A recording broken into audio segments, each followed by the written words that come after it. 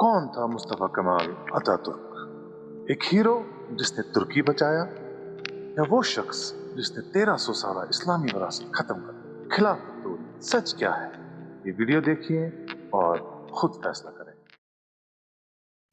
19वीं सदी का तुर्की बिखर चुका था। उस्मानी सल्तनत टूट गई थी। यूरोपी ताकतें अनातोलिया को अपने नक्शे पर तकसीम कर रही थी। बर्तानिया इस्तांबुल पर कब्जा करना चाहता था। यूनान अजमेर और मगरबी साहिलों की ताक में था, जबकि फ्रांस जुनूब हथियाना चाहता था और अतालिया अपने हिस्से का इंतजार कर रहा था। उस्मानी सल्तनत की हुकूमत बेइख्तियार हो चुकी थी। खिलाफत का विकार खत्म हो चुका था। लोगों को उस्मानी सल्तनत से मायूसी हो चुकी थी। ऐसे वक्त में एक ऐसा सिपह सालार सामने आया जिसका नाम मुस्तफा कमाल था। उसके नाम में ही कमाल था। ये लक़ब उसे अपने रियाजी के उस्ताद से मिला था। उसने कौम से कहा कि शिकस्त कबूल नहीं करेंगे। बताया कि मुल्क सिर्फ ताकत और बेहतर हिकमत अमली से बचाए जाते हैं। उसने कहा कि आजादी जंग जीत कर ही हासिल होगी। ये वही मुस्तफा कमाल था जिसने गैलीपोली में बरतानवी और इत्तेहादी फौजों को रोक कर तारीख रकम कर दी थी। उसने बगैर ऑर्डर के ही अपने फौजी डिवीजन को वहां पहुंचाया जहां दुश्मन के आने का सबसे ज्यादा अंदेशा था। सिपाहियों को ऑर्डर दिया कि डट कर रहना होगा। सिपाहियों ने कहा कि जनाब, गोलियां खत्म हो चुकी हैं। उसने कहा, संगीने लगाओ और लेट जाओ।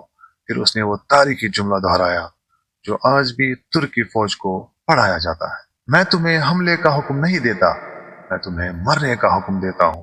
यूं उसने महाज बचा लिया और इत्तेहादी फौजी शिकस्त पैवस्ता हो गई। ये वो लम्हा था जब तुर्की ने मुस्तफा कमाल पर एतमाद किया और यही वो वजह बनी कि तुर्क कौम ने बाद में इसी शख्स को अपना रहनुमा बना लिया। जंग अजीम खत्म हुई, लेकिन तुर्की पर ट्रीटी ऑफ सोरस या महादे सोरस मुसल्लत हो गया। अरब इलाके छिन गए, जिनमें मक्का मुकर्रमा, मदीनतुल मुनव्वरा और यरूशलेम सब अलग हो गए। मशरकी अनातोलिया में आर्मेनियाई और कुर्द रियासतों का मंसूबा बनाया गया। इस्तांबुल बरतानवी कंट्रोल में चला गया। तुर्की के पास कुछ भी नहीं बचा। हुकूमत ने घुटने टेक दिए, लेकिन मुस्तफा कमाल ने फिर इनकार कर दिया। आखिरकार वो 19 मई 1919 को सैमसन पहुंच गया। ये लम्हा तुर्की की जंग आजादी का आगाज समझा जाता है। उसने ऐलान किया कि कौम अपनी आजादी खुद हासिल करेगी, जिसमें किसान, साबिका फौजी और आम शहरी उसके साथ आ मिले। उनके पास असला बहुत कम था, लेकिन उनके पास अज़म था, जज्बा था और सबसे जरूरी बात, उनके पास एक ऐसा जनरल था जो जंग और जंगी स्ट्रेटजी को समझता था। यूनानी फौज जदीद हथियार के साथ आगे बढ़ रही थी। इत्तेहादी ताकतें यूनान को मुकम्मल हिमायत दे रही थी। तुर्क इलाकों पर कब्जा तेजी से हो रहा था, लेकिन मुस्तफा कमाल ने हार कबूल नहीं की। साबित कदमी से अपनी सलाहियतें मनवाता रहा।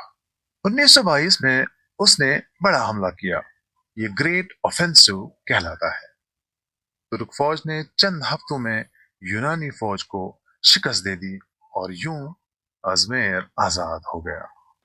जंग आजादी मुकम्मल हो गई। मुस्लिम दुनिया में खुशी की लहर दौड़ पड़ी। इस मौके पर अल्लामा सर मोहम्मद इकबाल ने तुलुए इस्लाम के अनवान से एक तवील नज़म लिखी। इस नज़म में उन्होंने मुस्तफा को वो शख्स कहा जिसने मशरिक के दिल जीत लिए। अब तुर्की के पास हिम्मत भी थी और एक कदावर रहनुमा भी थी। मुस्तफा कमाल ने ट्रीटी ऑफ सोरस को रद्द करके इत्तेहादी ताकतों को मुज़ाकरात पर मजबूर कर दिया। 1923 में ट्रीटी ऑफ लेवसान हुआ, जिसकी रूह से आज का जदीद तुर्की मुआरज़े वजूद में आया। मुस्तफा कमाल तुर्की का गाजी कहलाया और फिर वो अतातुर्क बना, यानी तुर्कों का बाप। लेकिन मुसीबतें भी वहीं से शुरू हुई। जंग आजादी जीतकर वो अंदरूनी खरफशार का शिकार हुआ। तुर्की में दो हुकूमतें थी, इस्तांबुल की पुरानी हुकूमत और अंकारा की नई हुकूमत। यह सूरत हाल काबिल कबूल नहीं की जा सकती थी। یہ ایک نیام میں دو تلواروں والی بات تھی۔ سلطنت عثمانیہ ختم ہو، 600 سالہ طویل دور ختم ہو، جمہوریہ ترکیہ بن گئی، سلطان ملک سے نکال دیے گئے، لیکن ایک ادارہ باقی رہ گیا، خلافت، مسلمانوں کی سب سے پرانی سیاسی علامت۔ سلطان چلا تو گیا مگر خلافت باقی رہی۔ مصطفیٰ کمال نے علامتی طور پر عبدالحمید دوم کو خلیفہ مقرر کیا، لیکن اس کے پاس اختیار نہ ہونے کے برابر تھا۔ اس نے واضح کر دیا کہ خلافت صرف نام کی شے ہے، اور اسے یعنی خلافت کو مٹانے کی صحیح کرنے لگا، جس سے مسلم دنیا میں اضطراب پھیل گیا۔ سب سے زیادہ رد عمل ہندوستان میں دیکھا گیا۔ خلافت تحریک شروع ہوئی، لوگ برطانیہ سے مقابلہ کر رہے تھے تاکہ خلافت بچ سکے، لیکن مصطفیٰ کمال خود ہی خلافت ختم کرنے کے در پہ تھا۔ آخرکار 3 مارچ 1924 کو اسلامی تاریخ کا وہ سیاہ دن آیا اور خلافت ختم کر دی گئی۔ عثمانی ترکوں کے خاندانوں کو جلا وطن کر دیا گیا۔ 1300 سالہ عظیم اسلامی خلافت ختم ہو گئی۔ اقبال اس پر بے حد نالاں ہو کر بول اٹھے، چاک کر دی ترک نادان نے خلافت کی قبا، سادگی مسلم کی دیکھ اوروں کی عیاری بھی دیکھ۔ اب سب سے اہم سوال یہ پیدا ہوتا ہے کہ اتا ترک نے ایسا کیوں کیا؟ اس کا جواب اس کی ذہنیت میں صاف صاف جھلکتا ہے۔ وہ کہتا تھا کہ مذہب نجی معاملہ ہے اور ریاست مذہب سے آزاد ہونی چاہیے۔ دراصل وہ ایک قوم پرست شخص تھا۔ وہ امت کے تصور کو کمزور سمجھتا تھا۔ اس کے نزدیک ایک ہی شناخت تھی، ترک نسبیت، یا بالفاظ دیگر ترک قومیت۔ اسی لیے اس نے بے حد سخت قدم اٹھائے۔ اس نے سوئس سول کوڈ نافذ کروایا، مدرسے بند کروائے، شرعی عدالتیں ختم کی، اسلامی تعلیم نصاب سے نکال دی، صوفی خانقاہیں بند کرائی، ترکی ٹوپی پر پابندی لگی، حجاب پر پابندی لگی، یہاں تک کہ 1928 میں عربی رسم الخط ختم کر کے لاطینی رسم الخط رائج کر دیا، ترکی کو اس کے ماضی سے کاٹ دیا۔ اور حد تو تب پار ہو گئی جب 1932 میں عربی زبان میں اذان دینے پر بھی پابندی لگی۔ صرف ترکش زبان میں اذان کی اجازت تھی، خلاف ورزی کرنے والوں پر سزا مقرر تھی۔